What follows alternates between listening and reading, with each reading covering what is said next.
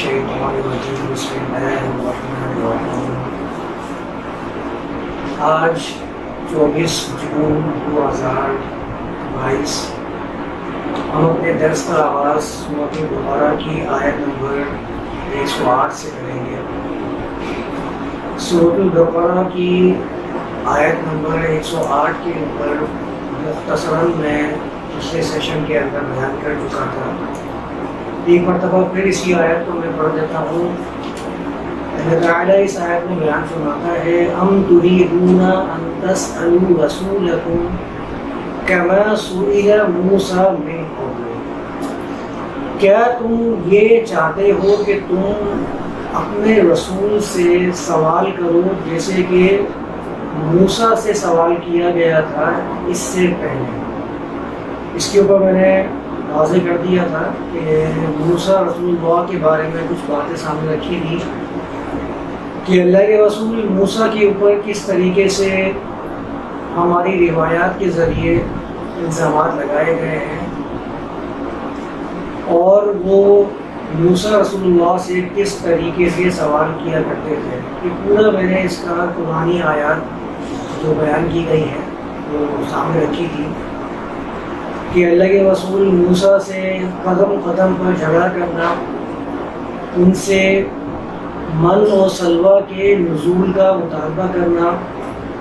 اللہ تعالیٰ نے انہیں بقرہ کے ذبح کا حکم فرمایا تو اس کے اوپر کئی سوالات کرنا، اس کا کلر کیسا ہو، اس کا کام کیا ہو، اور اس کے بعد اللہ تعالیٰ نے جو ان کی کیفیت بیان فرمائی کہ فَذَبَحُوهَا وَمَا كَانُوا يَفْعَلُونَ، اس بھی ہم پڑھ چکے ہیں کہ ذبح تو کر دیا لیکن ذبح کرنے والا ارادہ نہیں تھا، ذبح کرنے کے قریب بھی نہیں تھے۔ تو اللہ تعالیٰ بیان فرماتا ہے کہ کیا تم بھی ان کی طرح ہی اپنے رسول سے سوالات کرنا چاہتے ہو جیسے کہ موسیٰ سے اس کتاب کے اس نبی سے پہلے سوال کیے جا چکے ہیں۔ وہاں پر ایک اور بات تھی کہ موسیٰ رسول اللہ سے یہ کہا گیا کہ ہم تو ایمان لائیں گے اللہ تعالیٰ پر اس صورت میں جبکہ ہم اللہ تعالیٰ کو براہ راست دیکھ لیں، جب ایمان لے کر آئیں گے، یعنی ہم اللہ تعالیٰ کو خود دیکھیں کہ اللہ تعالیٰ ہم سے کلام کریں، اس وقت ہم ایمان والے بن جائیں گے۔ یعنی کہ وہ کسی نہ کسی معجزے کی طرف ہی ان کا رجحان تھا کہ ہم کوئی ایسا معجزہ دیکھ لیں جس کی وجہ سے ہم عاجز ہو جائیں کہ اب تو ماننے کے سوا کچھ بننی ہی نہیں ہے۔ اسی طرح کے سوال کرنا چاہتے ہو اللہ کے رسول سے، محمد رسول اللہ سے۔ ایک جگہ اللہ بیان فرماتا ہے وَقَالُوا لَوْلَا أُنزِلَ عَلَيْهِ آيَاتٌ مِّن رَّبِّهِ، انہوں نے یہ بات بھی کہی کہ کیوں اس پر اس کے رب کی طرف سے آیات نازل نہیں کی گئی، کیوں نہیں کی گئی؟ لولا انزل علیہ آیات من ربہ۔ آگے اللہ نے جواب دیا قل انما الآیات عند اللہ، ان سے کہہ دو کہ آیات تو صرف اللہ تعالیٰ کے پاس ہیں۔ اس کے آگے اللہ فرماتا ہے اولم یکفیہم انا انزلنا علیک الکتاب یتلی علیہم، کیا ان کے لیے یہ بات کافی نہیں ہے کہ ہم نے تم پر کتاب نازل کی ہے جو ان پر تلاوت کی جاتی ہے؟ یعنی اگر یہ کسی غیر معمولی واقعے کا انتظار کر رہے ہیں کہ آسمان سے کوئی ایسا واقعہ نمودار ہو جائے، کوئی ایسا معجزہ سامنے آ جائے، تو یہ اس غلط فہمی میں نہ رہیں۔ اللہ تعالیٰ نے بالکل واضح کر دیا ہے کہ اولم یکفہم انا انزلنا علیک الکتاب یتلی علیہم، کیا ان کے لیے یہ بات کافی نہیں ہے کہ ان کے اوپر اللہ تعالیٰ نے ہم نے نازل کر دیا ہے کتاب کو جو ان پر تلاوت کی جاتی ہے؟ اگر صرف اس آیت کو ہی سمجھ لیا جائے تو معجزے کی بھی نفی ہو جائے گی، اور قرآن کے علاوہ دیگر جو کتابیں ہیں کتب انسانی ان سب کی نفی ہو جائے گی، کیونکہ ہمارے ہاں جو معاملہ چلتا ہے وہ چلتا ہی یہ ہے کہ قرآن کے علاوہ جو ہے وہ پیش کر دیا جائے۔ قرآن سے تو تشفی اور تسلی تو ممکن ہی نہیں ہوتی ہے۔ چاہتے ہیں کہ قرآن جو موجود ہے ہمارے پاس اس کے علاوہ کچھ ہے تو وہ پیش کرو۔ قرآن تو ہم صرف اپنے تعویذوں کے لیے، اپنی برکات کے لیے، اس کے منتر کرنے کے لیے، اپنے رزق کو بڑھانے کے لیے، اس کے لیے تو استعمال کرتے ہیں، لیکن اگر مسائل کی بات آئے گی، تفاصیل کی بات آئے گی، احکامات کی بات آئے گی، تو اس کے علاوہ قرآن سے ہٹ کر مطالبہ کرتے ہیں کہ کوئی دوسری چیز لے کر آئیں جس سے ہم احکامات کو اخذ کریں اور اس کے مطابق زندگی گزاریں، اور پھر یہ گمان کریں کہ ہاں اللہ تعالیٰ نے اب ہمارے اوپر دین کی تکمیل کر دی ہے، اب ہم مکمل طور پہ دین پر عمل کرنے والے بن چکے ہیں۔ اس کا بھی بہترین وقت اس آیت میں ہوتا ہے، اولم یکفیہم انا انزلنا علیک الکتاب، کیا ان کے لیے کافی نہیں ہے کہ ہم نے تم پر کتاب کو نازل کیا ہے جو ان پر تلاوت کی ہے۔ اور معاوضے کا بھی خوب رد کرتی ہے یہ والی آیت، کیونکہ آپ پچھلی آیت کے اندر ذکر ہی یہ ہے، وَقَالُوا لَوْلَا أُنزِلَ عَلَيْهِ آیَاتٌ مِّن رَبِّهِ، یہ کہتے ہیں کیوں نازل نہیں کیا گیا اس کے اوپر اس کے رب کی طرف سے آیات۔ یہ والی آیات جو یہاں بات ہو رہی ہے، یہ قرآن کے کلام اللہ کی بات نہیں ہو رہی ہے، یہ کوئی ایسی نشانی کی بات ہو رہی ہے جس کا ذہن میں ہمیشہ انسانوں کے رہتا ہے کہ اگر یہ انسان نبی ہونے کا دعویٰ کر رہا ہے تو غیر معمولی واقعات ہمارے ساتھ ہونے لگ جائیں، جسے کہ میں پہلے کئی دفعہ اس کو بیان کر چکا ہوں۔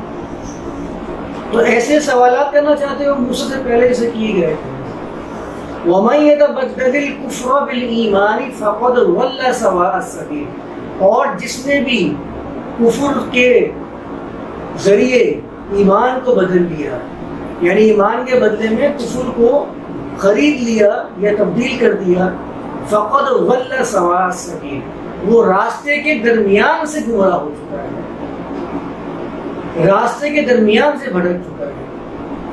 اس کے اوپر میں نے بہت تفصیل سے واضح کیا تھا کہ ضلع کا معنی کیا ہے، اور ہمارے ہاں جو ایک آیت پیش کی جاتی ہے جس میں ان تضل احداہما کا لفظ آیا ہے، تو وہاں سے یہ بیان کیا جاتا ہے کہ عورت ناقص العقل ہے۔ اس کا میں نے تفصیل سے رد کر دیا تھا، یہ بالکل واضح کر دیا تھا کہ یہ ناقص العقل قرار دینے والوں کی اپنے ہی فہم کے اندر نقص ہے، یہ ان کے نقص فہم ہے جس کی وجہ سے انہوں نے قرآن کے اندر تضلہ کا معنی ناقص العقل شمار کرنا شروع کر دیا۔ اور میں نے یہ بھی واضح کر دیا تھا کہ اگر آپ ضلع کا معنی ناقص العقل قرار دیتے ہیں تو یہ والا ورڈ وَوَجَدَكَ ضَالًّا فَهَدَىٰ کے اندر بھی آیا ہے کہ اللہ نے تمہیں یعنی محمد رسول اللہ ضالًا کی حالت میں پایا، فَهَدَىٰ پھر اس نے راستے کی طرف گامزن فرمایا۔ تو اگر یہاں پر نقص قرار دیا جائے گا تو وہاں پر بھی اس کا معنی ہمیں نقص ہی کرنا پڑے گا، تو ایک جگہ غلط ترجمہ کرنے سے کئی جگہ ترجمے ہمارے غلط ہو جائیں گے۔ دوسری بات یہ ہے کہ اگر آپ ناقص العقل کہتے بھی ہیں عورتوں کو، تو ناقص العقل قرار دینے کا مطلب یہ ہوا کہ اس کی تخلیق میں نقص رہ گیا، یعنی اگر آپ کہتے ہیں کہ عورت ناقص العقل ہے تو یہ عورت کا نقص نہیں ہوا، بلکہ یہ نقص تو اس بنانے والے کا ہوا جس نے وہ تخلیق کیا ہے، جس نے وہ ماڈل بنایا ہے، کہ پورے کے پورے ماڈل کے اندر ہی نقص نکال سکتے ہیں آپ کہہ رہے ہیں کہ یہ جو ماڈل بنایا ہے اللہ تعالیٰ نے عورت نما جو ہمارے سامنے موجود ہے، اس پورے ماڈل کے اندر نقص موجود ہے، اس ماڈل کے اندر جو عقل ہے وہ عقل کامل نہیں رکھی گئی ہے، تو یہ تو بنانے والے کا خالق کا نقص ہوا، یہ عورت کا نقص نہیں ہوا، کیونکہ تخلیق تو کسی کے اختیار میں نہیں ہے، فہم یا شر یا خیر کو اپنا لینا یہ تو اختیاری ہے، تخلیق میں کس کا اختیار ہے؟ کیا عورت نے اپنی مرضی سے کہا تھا کہ مجھے عورت بنانا، کہ ناقص العقل بنانا؟ یہ تو اللہ تعالیٰ نے ایک نظام چلایا ہوا ہے جس کے مطابق عورتیں تخلیق پا رہی ہیں اور مرد جو ہیں وہ تخلیق پا رہے ہیں۔ جب دونوں کا تخلیق کا معاملہ یہی ہے تو دونوں کے درمیان فرق کیسے کر سکتے ہیں کہ یہ ناقص العقل ہے اور یہ عقل کامل کے اوپر فائز ہے؟ یہ تو ممکن ہی نہیں ہے، نہ تو مرد اپنی مرضی سے مرد ہوا ہے اور نہ عورت اپنی مرضی سے عورت ہوئی ہے، تو فوقیت کیسے دے سکتے ہیں آپ یہ گمان کیسے کر سکتے ہیں کہ ان دونوں کے درمیان جو ہے ایک درجے پر فائز ہے اور دوسرا جو ہے وہ کمتر ہے؟ ممکن ہی نہیں ہے۔ درجوں پر فائز تو آپ اپنے عمل کی وجہ سے ہوتے ہیں، اللہ نے فرمایا نا وَلِكُلٍّ دَرَجَاتٌ مِّمَّا عَمِلُوا، ہر شخص کے لیے درجے اس بنا پر ہیں جو انہوں نے عمل کیا ہے. درجات تو اختیاری ہوتے ہیں، درجات جو ہیں وہ غیر اختیاری نہیں ہوتے. اگر میں اپنا درجہ حاصل کرنا چاہتا ہوں تو مجھے اختیار ہے کہ میں درجہ عروج پر فائز ہو جاؤں یا میں بالکل سطحی لیول پر چلا جاؤں، ادنا درجے پر فائز ہو جاؤں. یہ درجہ حاصل کرنا میرے اپنے ہاتھ میں ہوتا ہے. یہ نہیں ہو سکتا کہ میں تخلیق کی بنیاد پر بہت بڑا درجہ حاصل کر لوں. اگر میں نے تخلیق کی بنا پر درجہ کمال حاصل کر لیا تو اس میں میرا کیا کمال ہے؟ یہ جو کہ بنانے والے کا کمال ہے. اور اگر مجھے بنانے والے نے درجہ کمال پر فائز بنایا ہے تو دوسروں کا قصور کیا ہے؟ پھر تو یہ اس کا ظلم ہے دوسری مخلوقات کے اوپر کہ اس نے دوسروں کو مجھ سے کم درجے میں کیوں تخلیق کیا ہے اور مجھے اپنا درجہ تخلیق کیوں کیا ہے؟ یہ تو ممکن ہی نہیں ہے. اللہ تعالیٰ نے جتنی انواع بنائی ہے اس کائنات کے اندر، آپ دیکھ لیجیے جتنی انواع بنائی ہے، چاہے وہ چرند پرند میں بنائی ہے، چاہے پودوں میں پھول میں بنائی ہے، اس پوری نو کے اندر کہیں فرق نہیں رکھا جاتا.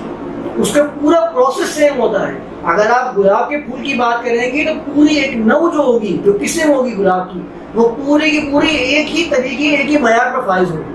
آپ یہ نہیں کر سکتے گلاب کا ایک پھول جو ہے کم درجے کا ہے، گلاب کا دوسرا پھول جو ہے زیادہ درجے کا ہے. ممکن ہی نہیں ہے. کبھی شعر کے اندر بھی فرق کیا ہم لوگوں نے کہ یہ والا شعر جو ہے یہ تو بڑا بلند درجے کا فائز ہے اور یہ والا شعر جو ہے کم درجے کا فائز ہے. وہ تو اللہ یہ مخلوق ہے، ایک ہی نوع کے جانور ہے شعر. اسی طرح جتنی مخلوقات آپ دیکھتے آ رہے ہیں ان میں جو ایک نوع ہے وہ سب کی سب ایک ہی درجے کا فائز شمار کی جائے. اگر ہم فرق کرنا شروع کر دیں کہ فلاں بلی جو ہے یہ بڑی اونچی ہے اور فلاں بلی جو ہے یہ کم درجے کی اوپر ہے، تو آپ فرق کریں گے کیسے؟ اور یہ فرق کس بنیاد پہ ہوگا؟ اس نے خود کو کہا تھا کہ مجھے اس درجے پر فائز بنانا. تو درجات جو ہوتے ہیں یہ حاصل کیے جاتے ہیں. وَلِكُلٍّ دَرَجَاتٌ مِّمَّا عَمِلَ، کل کا لفظ استعمال کیا گیا کہ ہر کسی کے لیے درجے اس بنا پر ہیں جو اس نے عمل کیا. اگر اس بنیادی نقطے کو سمجھ جائیں گے تو سارا معاملہ حل ہو جائے گا. ہم جتنی تفریق کرتے ہیں نا مرد و عورت کے اندر، مرد کو طلاق کا حق ہے، عورت کو طلاق کا حق نہیں. بھائی کس نے بنایا آپ کو؟ مجھے قرآن کی وہ آیت بتا دی جائے کہ جس میں یہ لکھا ہوا ہے کہ مرد طلاق دے سکتا ہے اور طلاق نہیں دے سکتی. طلاق کا تو مطلب جدائی ہوتا ہے. جدائی تو آپ مرد بھی کر سکتا ہے اور جدائی عورت بھی کرتی ہے. آج کے زمانے کے اندر بھی آپ دیکھ لیجیے خلا کا نام جس کو دیا گیا ہے وہ طلاق ہی تو ہے اور کیا ہے. پورے قرآن میں خلا کا نام موجود نہیں ہے، لفظ موجود نہیں ہے. فقہی اصطلاح ہے کیونکہ ہمارے یہاں فقہی اصطلاحات جو ہیں وہ قرآن کی اصطلاحات پر رائج آ جاتی ہیں. پورے قرآن میں کہیں ذکر ہی نہیں کہ مرد طلاق دے گا وہ طلاق نہیں دے گی. یہ اختیار دیا کس نے؟ خود ہی اختیارات ہیں جو آپس میں بانٹتے رہتے ہیں. اللہ تعالیٰ نے کہیں بھی یہ نہیں کہا کہ یہ حصہ اس حصے کے اندر مرد زیادہ ہے، اس حصے کے اندر عورت زیادہ ہے. آپ جسمانی اعتبار سے تو کم زیادہ کر سکتے ہیں جیسے کہ آپ دوسری مخلوقات میں کرتے ہیں کہ طاقتور یا کمزور، لیکن یہ نہیں کر سکتے، آپ یہ نہیں کہہ سکتے کہ اس چیز کے اندر عورتوں کو درجہ زیادہ دیا گیا ہے اور مردوں کو درجہ کم دیا گیا ہے. یہ ممکن ہی نہیں ہے. تو اگر آپ یہ سمجھتے ہیں کہ عورت ناقص العقل ہے تو یہ اس کے خالق کا نقص ہے، کیونکہ وہ اپنی تخلیق پر کسی قسم کا کوئی اختیار نہیں رکھتی ہے. آپ یہ کہنا چاہ رہے ہیں کہ اس خالق نے پورا کا پورا ماڈل جو بنایا ہے، پورا سانچہ جو بنایا ہے اس کے اندر نقص رکھا گیا ہے. یہ کیسا سانچہ بنایا ہے کہ اس کے اندر نقص ہے؟ یہ کیسا خالق ہے؟ یہ کیسا کریٹر ہے؟ آج بھی آپ دیکھ رہے ہیں کہ اگر کوئی کمپنی موبائل بنانے والی ہے اور پورے کے پورے ماڈل کے اندر فالٹ آیا تو آپ کس پہ تنقید کریں گے؟ موبائل پہ. آپ کا دھیان کہاں جائے گا؟ اس کمپنی پہ جائے گا، اس کریٹر پہ جائے گا جس نے اس کی تخلیق کی ہے، جو اس کو کریشن کرنے والا ہے. تو اگر یہ بات سمجھ میں آ جائے گی تو ہمارے بہت سارے مسئلے حل ہو جائیں گے. طلاق عورت نہیں دے سکتی ہے، مرد دے گا. عورت یہاں نہیں جا سکتی ہے، مرد جائے گا. یہ قرآن نے اس کی کوئی تفصیل فراہم نہیں کی ہے. یہ معاشرے کے اپنے درجے ہیں، معاشروں کے اپنے رتبے ہیں جس کو مذہب کا نام دے کے رائج کر دیا جاتا ہے. آپ کے معاشرے کے درجے، آپ کے معاشرے کے رتبے آپ کے لیے ہیں. آپ اس کو مذہبی رنگ نہ دیں. آپ سیدھا کہیں کہ ہاں میرے گھر کا رواج ہے، میرے معاشرے کا رواج ہے، میں اس کو کرنے میں دوں گا، ختم ہو جائے گی بات. آپ اس پہ لاگو کر رہے ہیں کہ یہ دین کے اندر یہ اللہ تعالیٰ نے لاگو فرمایا ہے. اگر آپ یہ کہتے ہیں تو پھر آپ اس کی ضد میں آتے ہیں جس میں اللہ نے فرمایا کہ وَلَا تَقُولُوا لِمَا تَصِفُ أَلْسِنَتُكُمُ الْكَذِبَ، تم ہرگز یہ نہ کہو، تمہاری زبانیں ہرگز یہ صرف بیان نہ کریں جھوٹ کی. ہذا حلال و ہذا حرام، کہ یہ حلال ہے اور یہ حرام ہے، لتفتروا علی اللہ الکذب، تاکہ تم اللہ پہ جھوٹ کرو۔ تو یہ اختیار تو اللہ تعالیٰ نے کسی کو نہیں دیا کہ حلال و حرام انسان اپنے مزاج سے، اپنے شوق سے یا اپنے میلان سے یہ لاگو کرنا شروع کر دے۔ یہ اختیار اللہ تعالیٰ نے کسی کو نہیں دیا۔